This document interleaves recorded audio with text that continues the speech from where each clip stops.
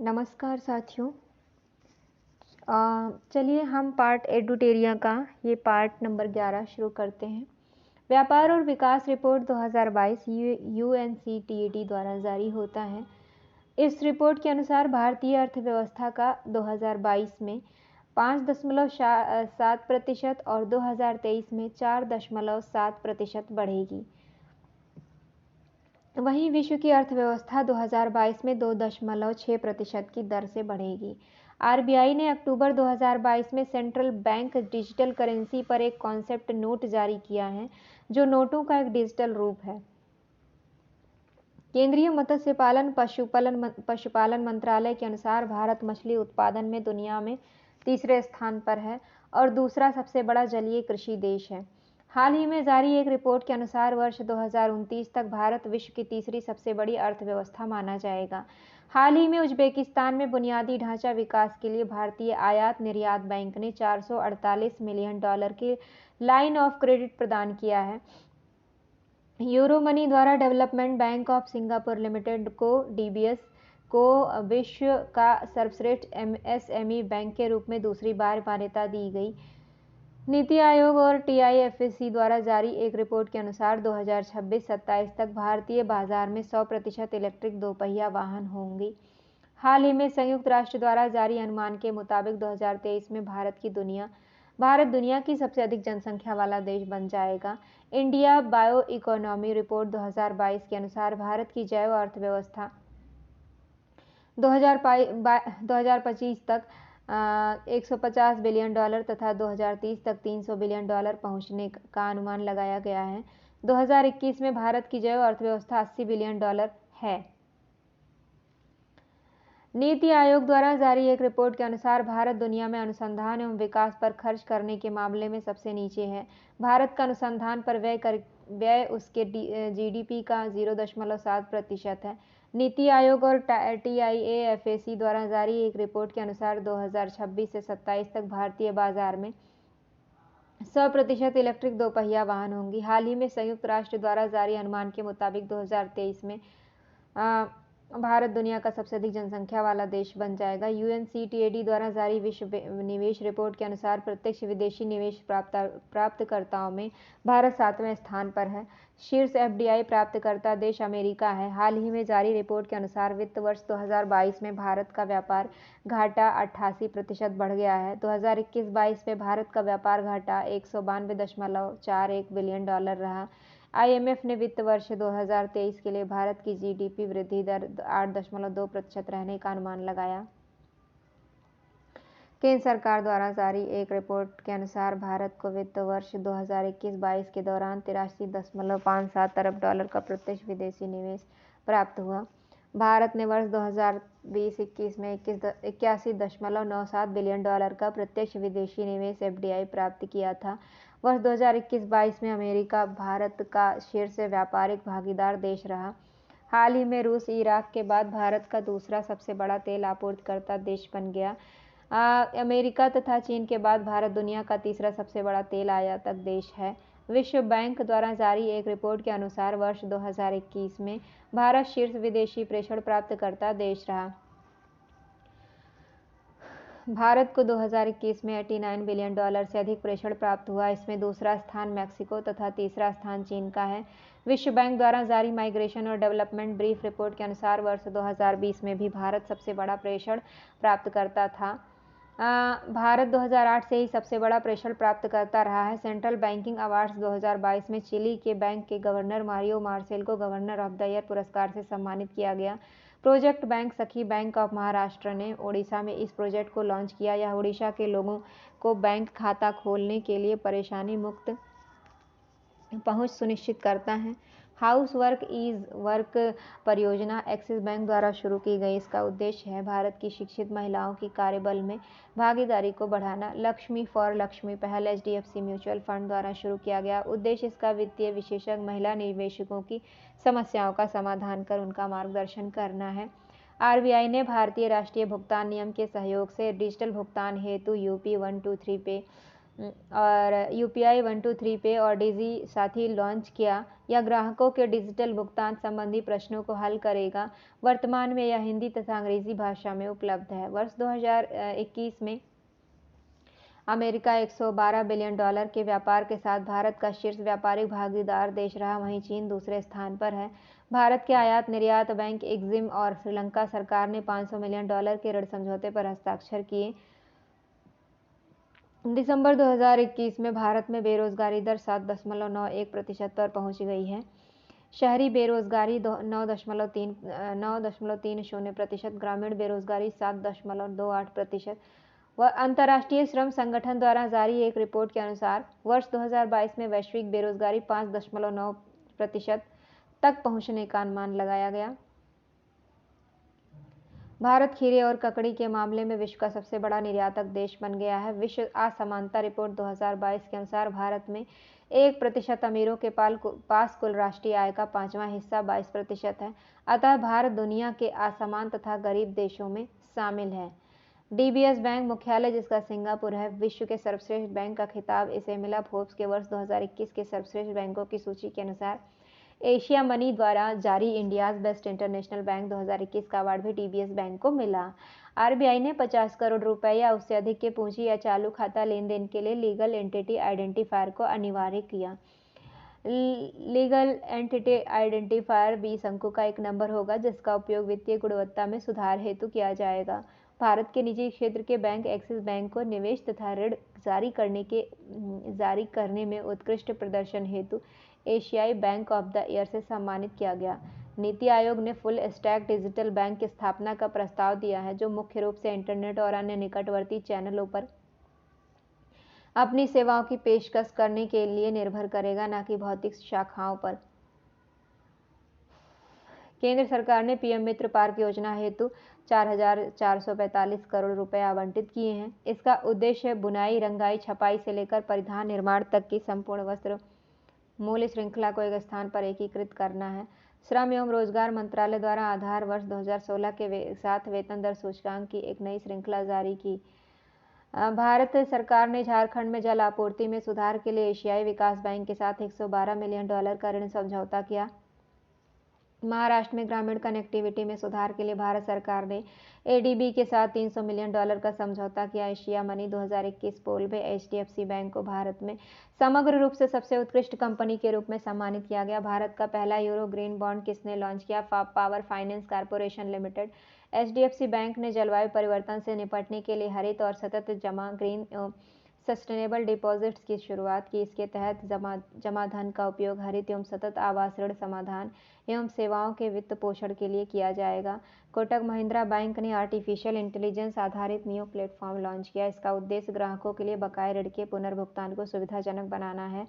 केंद्रीय वित्त मंत्री निर्मला सीतारमण ने निर्यात को बढ़ावा देने के लिए लखनऊ में उभरते सितारे फंड का शुभारंभ किया। फंड की स्थापना एक्जिम बैंक तथा सिडबी ने की है। इसके जरिए सूक्ष्म, लघु एवं मध्यम कंपनियों के लिए धन की व्यवस्था की जाएगी। भारत में लघु व्यवसाय ऋण पहल को किसने शुरू किया है? फेसबुक इंडिया ने।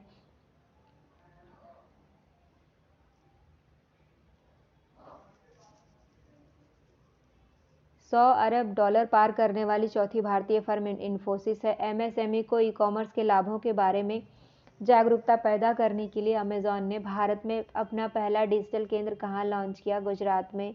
मुंबई अंतर्राष्ट्रीय हवाई अड्डा का अधिग्रहण अडानी समूह ने कर लिया है। कोटक महिंद्रा बैंक ने अपने ग्राहकों के लिए पे योर कॉन्टैक्ट नामक मोबाइल ऐप जारी किया। यह ग्राहक को मोबाइल से किसी भी भुगतान ऐप में अपने किसी भी संपर्क को पैसे भेजने या भुगतान करने में सक्षम बनाता है। भारत सरकार ने मिजोरम में स्वास्थ्य परियोजनाओं के विकास के लिए विश्व बैंक के साथ $32 मिलियन का ऋण समझौता किया। एसबीआई बैंक ने स्वास्थ्य सेवा क्षेत्र के लिए आरोग्य health care business loan launch किया। इसके तहत स्वास्थ्य सेवा से संबंधित बिजनेसमैन को 100 करोड़ तक का ऋण दिया जाएगा, जिसे चुकाने के लिए 10 साल का समय मिलेगा। कवच व्यक्तिगत ऋण योजना। एसबीआई बैंक ने ग्राहकों की कोविड-19 उपचार के लिए चिकित्सीय खर्च को पूरा करने हेतु इस योजना की शुरुआत की है। इसके तहत ग्राहकों को 60 महीने के लिए 8.5% वार्षिक ब्याज पर 5 लाख तक का ऋण दिया जाएगा। वैश्विक स्तर पर भारतीय जीवन बीमा निगम तीसरी सबसे मजबूत एवं 10वीं सबसे मूल्यवान ब्रांड बनी। 2020-21 में भारत के प्रत्यक्ष विदेशी निवेश के मामले में सिंगापुर 29% शीर्ष स्थान पर रहा। दूसरे नंबर पर अमेरिका रहा। अब राज्यों में गुजरात एफडीआई का शीर्ष प्राप्त करता रहा। भारतीय लघु उद्योग विकास बैंक सिडबी ने एमएसएमई के लिए 2 ऋण योजनाएं लॉन्च की। SHWAS स्वास्थ्य क्षेत्र के लिए, AROG ऑर्गेनिक विकास एवं पुनर्प्राप्ति के लिए। आरबीआई ने प्रतिभूतियों को एक श्रेणी से दूसरी श्रेणी में स्थानांतरित करने के मामले में निर्देशों का पालन न करने के लिए आईसीआईसीआई पर 3 करोड़ का जुर्माना लगाया। भारत यूके के द्विपक्षीय व्यापारिक संबंधों को मजबूती देने के लिए दोनों देशों ने 10 वर्षीय रोड मैप का अनावरण किया। एसबीआई म्यूचुअल फंड प्रबंधन के तहत औसत संपत्ति AAUM 5 लाख करोड़ रुपए पार करने वाला भारत का पहला म्यूचुअल फंड बन गया है। आरबीआई ने सरकारी प्रतिभूतियों की खरीद हेतु नई प्रतिभूति अधिग्रहण योजना GSAP की शुरुआत की। इसका उद्देश्य बाजार और बाजार सहभागियों की भागीदारी को बढ़ाना है। भारत में सोलर रूफटॉप कार्यक्रम के लिए विश्व बैंक ने $100 मिलियन की क्रेडिट गारंटी की योजना बनाई है। यह योजना एमएसएमई को सौर इकाई स्थापित करने के लिए रियायती ऋण उपलब्ध कराएगी।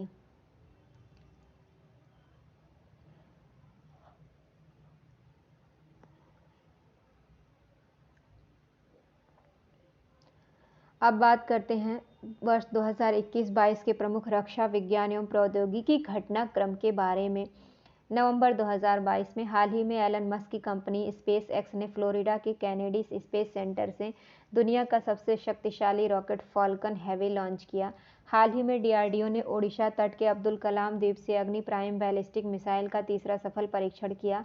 5 से 7 नवंबर को इसरो द्वारा विज्ञान एवं प्रौद्योगिकी मंत्रालय के सहयोग से देहरादून में आकाश तत्व पर पहला सम्मेलन आकाश फॉर लाइफ सम्मेलन किया गया। इसका उद्देश्य अंतरिक्ष प्रौद्योगिकी के क्षेत्र में भारत की प्रगति को बढ़ावा देना है। गरुड़ 7 भारत और फ्रांस की वायुसेनाओं के बीच 26 अक्टूबर से 12 नवंबर तक जोधपुर में इस अभ्यास का आयोजन किया गया।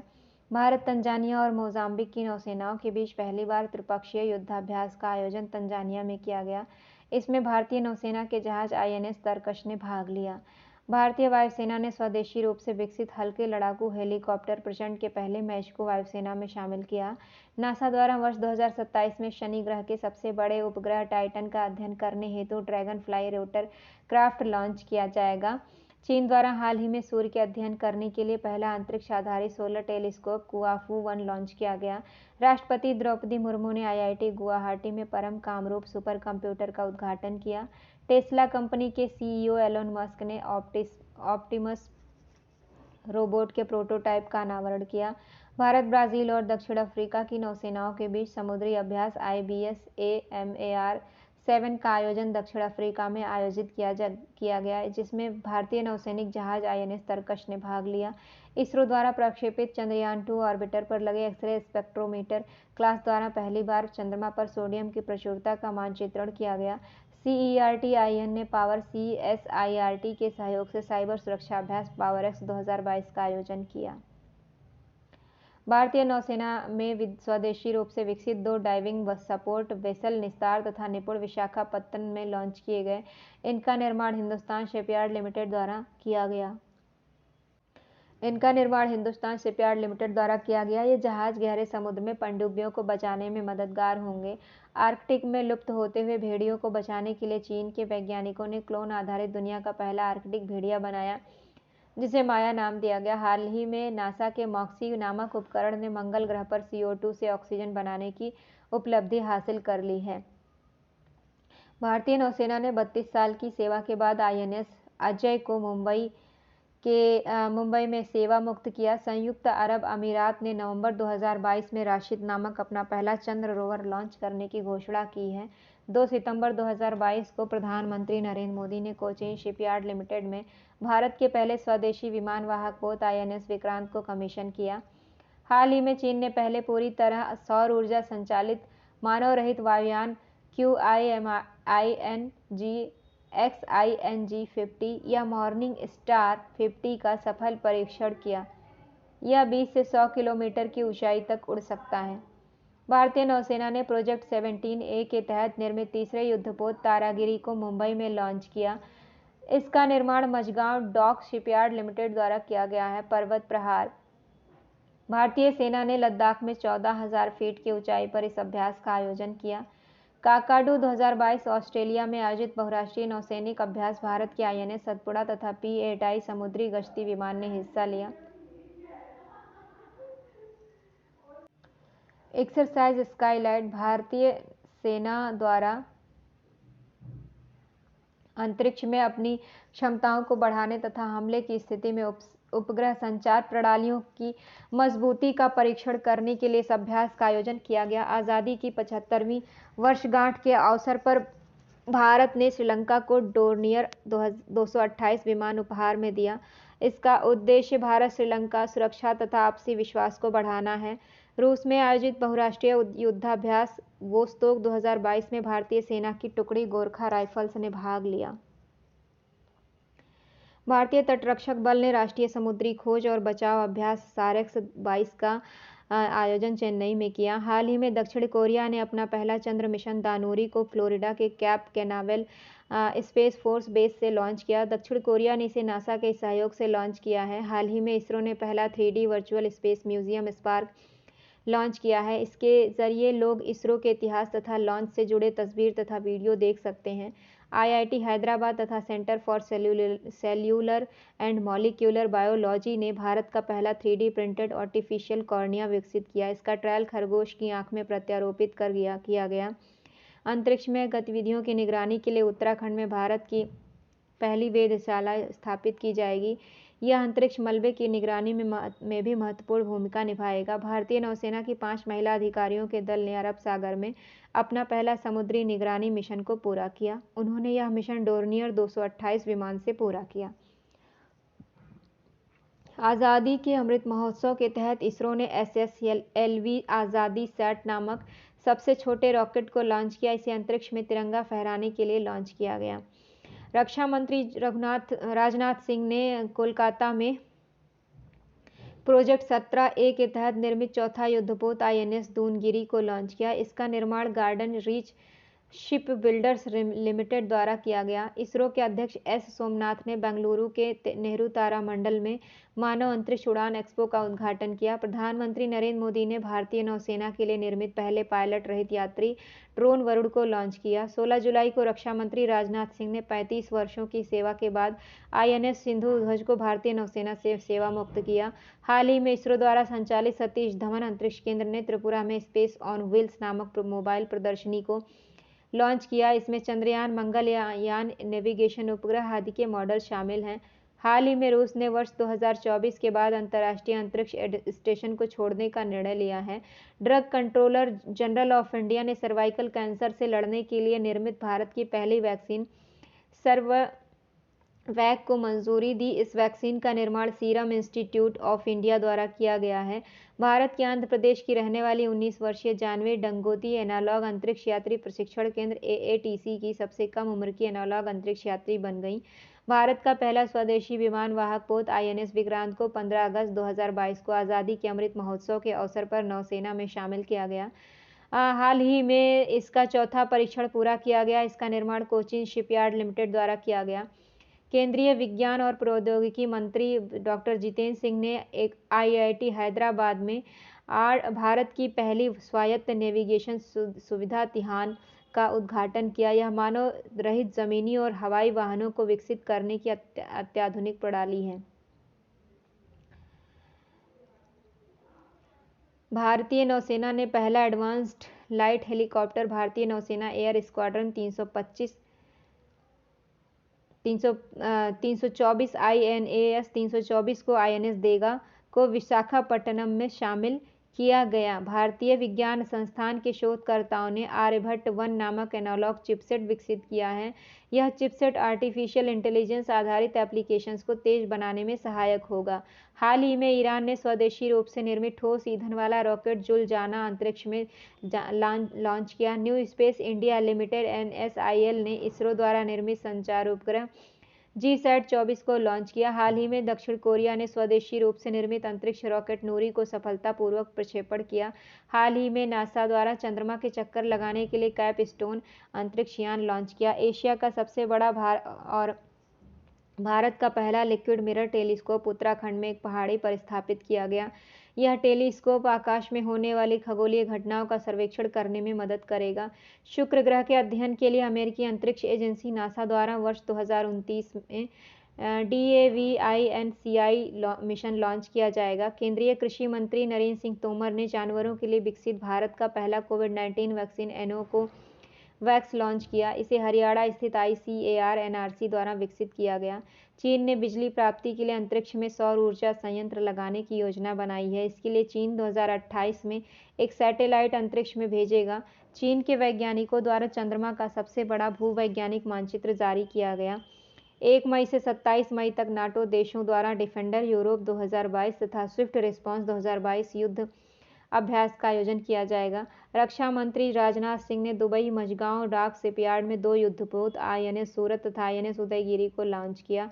INS सूरत प्रोजेक्ट 15B के तहत निर्मित चौथा युद्धपोत है। INS उदयगिरी प्रोजेक्ट 17A के तहत निर्मित तीसरा जहाज है।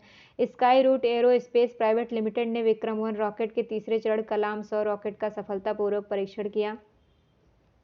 Garden reach ship builders and engineers ने L&T शिप बिल्डिंग के सहयोग से भारतीय नौसेना सर्वेक्षण पोत INS निर्देशक को चेन्नई में लॉन्च किया। भारतीय नौसेना ने 34 साल की सेवा के बाद गोदावरी श्रेणी के निर्देशित मिसाइल पोत INS गोमती को मुंबई में सेवा मुक्त किया। राष्ट्रीय सुपर कंप्यूटिंग मिशन के तहत NIT तिरुचिरापल्ली में अत्याधुनिक सुपर कंप्यूटर परम पोरुल का उद्घाटन किया गया।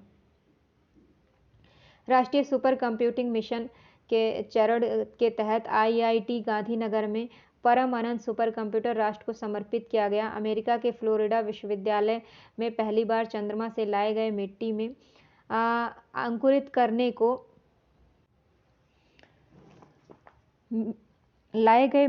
बीज अंकुरित करने की उपलब्धि हासिल कर ली। इसमें अरेबिडोप्सिस थालियाना नामक पौधे का बीज उगाया गया।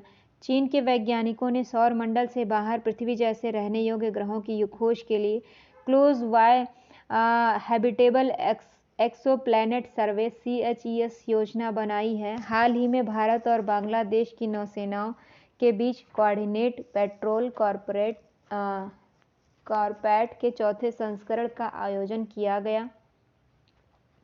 चीन के एक नए उपग्रह जोंगजिंग 6D को सफलतापूर्वक लॉन्च किया। चीन ने लॉन्ग मार्च 4C रॉकेट के जरिए नया पृथ्वी अवलोकन उपग्रह GAOFEN 303 को सफलतापूर्वक लॉन्च किया। भारतीय सेना तथा DRDO ने राजस्थान के पोखरण से पिनाका MK1 रॉकेट सिस्टम का सफलतापूर्वक परीक्षण किया। भारतीय तटरक्षक बल ने गुजरात के भरूच में तटरक्षक जहाज ऊर्जा प्रवाह को नौसेना में शामिल किया। भारतीय तटरक्षक बल ने हिंदुस्तान एरोनॉटिक्स लिमिटेड द्वारा निर्मित एडवांस्ड लाइट हेलीकॉप्टर ध्रुव मार्क 3 को नौसेना में शामिल किया गया। भारतीय सेना के त्रिशक्ति कोर ने पश्चिम बंगाल में कृपाण शक्ति अभ्यास का आयोजन किया। भारतीय नौसेना ने मुंबई में मझगांव डॉक लिमिटेड में प्रोजेक्ट 75 के तहत निर्मित छठी तथा आखिरी स्कॉर्पियन श्रेणी की पनडुब्बी वागशीर का उद्घाटन किया। प्रोजेक्ट 75 के तहत फ्रांस के सहयोग से 6 पनडुब्बियों का निर्माण किया गया है। रूस ने दुनिया का सबसे शक्तिशाली अंतर्महाद्वीपीय परमाणु सक्षम बैलिस्टिक मिसाइल RS-28 सरमैट का परीक्षण किया। स्वदेशी नेविगेशन सिस्टम गगन का उपयोग करने वाली इंडिगो एशिया की पहली एयरलाइन बन गई है। USA तथा जापान के बाद भारत स्वयं की नेविगेशन प्रणाली बनाने वाला दुनिया का तीसरा देश बन गया। भारत ने DRDO द्वारा विकसित दुनिया के उन्नत टैंक रोधी गाइडेड मिसाइल हेलिना का पोखरण राजस्थान में सफलतापूर्वक परीक्षण किया। नासा द्वारा अंतर्राष्ट्रीय अंतरिक्ष स्टेशन के लिए पहला निजी अंतरिक्ष यात्री मिशन एक्सियोम मिशन 1 या AX-1 लॉन्च किया गया। इजरायल ने दुनिया की पहली ऊर्जा आधारित लेजर मिसाइल रक्षा प्रणाली आयरन बीम का सफलतापूर्वक परीक्षण किया। भारतीय स्टार्टअप पिक्सेल ने स्पेस एक्स के सहयोग से अपना पहला पूर्ण विकसित वाणिज्यिक उपग्रह शकुंतला सफलतापूर्वक लॉन्च किया। राष्ट्रीय सुपर कंप्यूटिंग मिशन के तहत आईआईटी खड़गपुर में सुपर कंप्यूटर परम शक्ति राष्ट्र को समर्पित किया गया। पश्चिमी नौसेना कमान ने मुंबई में प्रस्थान नामक अपतटीय सुरक्षा अभ्यास का आयोजन किया। उत्तर कोरिया में होंगसोंग 17 बैलिस्टिक मिसाइल का परीक्षण किया। इस मिसाइल को मॉन्स्टर मिसाइल नाम दिया गया। डीआरडीओ ने अंडमान निकोबार से सतह पर मार करने वाली सुपरसोनिक क्रूज मिसाइल ब्रह्मोस का परीक्षण किया। नाटो के सदस्य देशों ने नॉर्वे में कोल्ड रिस्पॉन्स 2022 सैन्य अभ्यास का आयोजन किया। इसरो ने आंध्र प्रदेश के श्रीहरिकोटा के सतीश धवन केंद्र से एसएसएलवी के ठोस ईंधन आधारित बूस्टर चरण का सफलतापूर्वक परीक्षण किया। Centre for development of advanced computing CDAC ने आईआईटी रुड़की में सुपर कंप्यूटर परम गंगा को स्थापित किया। सीएसआईआर नाल द्वारा विकसित भारत के पहले स्वदेशी फ्लाइंग ट्रेनर हंस एनजी का पुडुचेरी में समुद्री परीक्षण किया गया। ईरान ने स्वदेश निर्मित दूसरा उपग्रह नूर 2 को पृथ्वी की निचली कक्षा में सफलतापूर्वक प्रक्षेपित किया। इसरो के मिशन चंद्रयान 2 ने चंद्रमा पर आर्गन 40 की गैस की खोज की है। यह चंद्रमा के सबसे बाहरी आवरण में मौजूद है। चीन की मानव रहित पनडुब्बी हाइदू 1 ने पृथ्वी के सबसे गहरे बिंदु मेरियाना गर्त पर पहुंचने का नया रिकॉर्ड बनाया है। भारतीय नौसेना के लिए 5वीं स्कॉर्पियन पनडुब्बी वागीर का पहला समुद्री परीक्षण किया गया। ज्ञात है कि प्रोजेक्ट 75 के तहत भारत फ्रांस के सहयोग से 6 स्कॉर्पियन श्रेणी की पनडुब्बियों का निर्माण करेगा। गोवा शिपयार्ड लिमिटेड ने भारतीय तटरक्षक बल को 5वां पोत आईसीजीएस सक्षम सौंप दिया गया है। इजराइल ने सीडोम नामक नई नौसेना वायु रक्षा प्रणाली का सफल परीक्षण किया। भारतीय विज्ञान संस्थान द्वारा भारत में सबसे शक्तिशाली सुपर कंप्यूटरों में से एक परम प्रवेगा को शुरू किया गया। परम सिद्धि आर्टिफिशियल इंटेलिजेंस भारत का सबसे तेज सुपर कंप्यूटर है। नासा ने वर्ष 2031 तक अंतर्राष्ट्रीय अंतरिक्ष स्टेशन में अपना संचालन बंद करने की घोषणा की। बांग्लादेश और अमेरिका की वायुसेनाओं ने ढाका में कोप साउथ 22 युद्धाभ्यास किया। इसरो के अंतरिक्ष उपग्रह चंद्रयान 2 ने पहली बार सौर प्रोटॉन घटनाओं का पता लगाया है।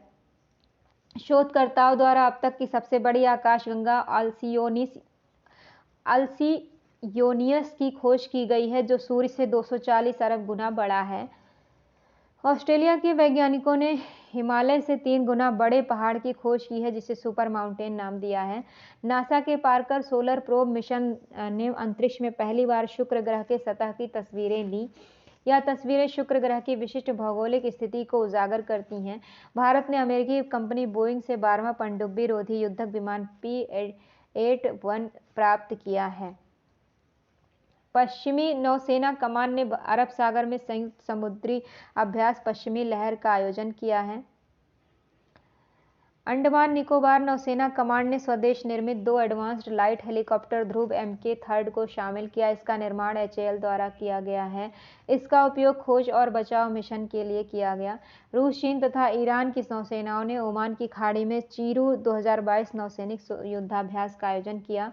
नाटो के सदस्य देशों ने 24 जनवरी से 4 फरवरी तक भूमध्य सागर में नेपच्यून स्ट्राइक 2022 नामक समुद्री अभ्यास किया। जनवरी 2022 में दक्षिण अफ्रीका ने पूर्णतः अफ्रीका में निर्मित पहला स्वदेशी उपग्रह तारामंडल MDA-SAT-1 लॉन्च किया। भारत और रूस की नौसेनाओं ने अरब सागर में पासेक्स युद्धाभ्यास का आयोजन किया। इसरो ने तमिलनाडु के महेंद्रगिरी में भारत के पहले मानव अंतरिक्ष मिशन गगनयान के लिए क्रायोजेनिक इंजन विकास का सफल परीक्षण किया। क्वाड देश भारत, अमेरिका, ऑस्ट्रेलिया तथा जापान के अतिरिक्त कनाडा और दक्षिण कोरिया ने पश्चिमी प्रशांत में पनडुब्बी रोधी युद्ध अभ्यास सी ड्रैगन 2022 का आयोजन किया। उत्तर कोरिया द्वारा बैलिस्टिक मिसाइल हवांगसोंग 12 सफल परीक्षण किया गया। आंध्र प्रदेश की जानवी डांगोली नासा के अंतर्राष्ट्रीय वायु और अंतरिक्ष कार्यक्रम को पूरा करने वाली पहली भारतीय महिला बनी। रूस ने दुनिया का सबसे भारी सुपरसोनिक लड़ाकू विमान व्हाइट स्वान TU-160 एम बॉम्बर का पहली बार आसमान में उड़ान परीक्षण किया। इजरायल ने एरो 3 एंटी बैलिस्टिक मिसाइल का सफल परीक्षण किया। एलन मस्क की कंपनी स्पेस एक्स द्वारा चलाए जा रहे स्टारलिंक प्रोजेक्ट के तहत 49 स्टारलिंक उपग्रहों को लॉन्च किया। इसका उद्देश्य दुनिया भर को हाई स्पीड इंटरनेट सर्विस उपलब्ध कराना है। भारत सरकार ने एडवांस लाइट हेलीकॉप्टर LHMK-3 के निर्यात हेतु मॉरिशस के साथ अनुबंध किया। नासा द्वारा लॉन्च किया गया पार्कर सोलर प्रोब मिशन सूर्य के बाहरी वातावरण में प्रवेश करने वाला पहला अंतरिक्ष यान बना। DRDO तथा भारतीय वायुसेना ने पोखरण राजस्थान से stand of anti tank missile का सफलतापूर्वक परीक्षण किया। DRDO ने भारतीय नौसेना के लिए विकसित सुपरसोनिक मिसाइल असिस्टेड टॉरपीडो का ओडिशा के बालासोर से सफलतापूर्वक परीक्षण किया। नासा के वैज्ञानिकों ने सौरमंडल में एक बाह्य ग्रह की खोज की है जिसे GJ367b नाम दिया गया। इजरायल ने एडवांस हेरॉन ड्रोन भारत को सौंपे हैं जिसे लद्दाख सेक्टर में भारतीय सीमा की सुरक्षा हेतु तैनात किया गया। भारत की निजी अंतरिक्ष company Skyroot Aerospace ISRO की मदद से अपना पहला रॉकेट विक्रम-1 को वर्ष 2022 के अंत तक लॉन्च करेगी। DRDO द्वारा विकसित सतह से सतह पर मार करने वाली मिसाइल प्रलय का ओडिशा के APJ अब्दुल कलाम द्वारा द्वीप से सफल परीक्षण किया गया। 18 दिसंबर को DRDO ने अब्दुल कलाम द्वीप से परमाणु सक्षम बैलिस्टिक मिसाइल अग्नि-P का सफल परीक्षण किया। जापान ने दुनिया का पहला डुअल मोड वाहन का निर्माण किया। यह वाहन सड़कों के साथ साथ रेल की पटरियों पर भी चलेगा।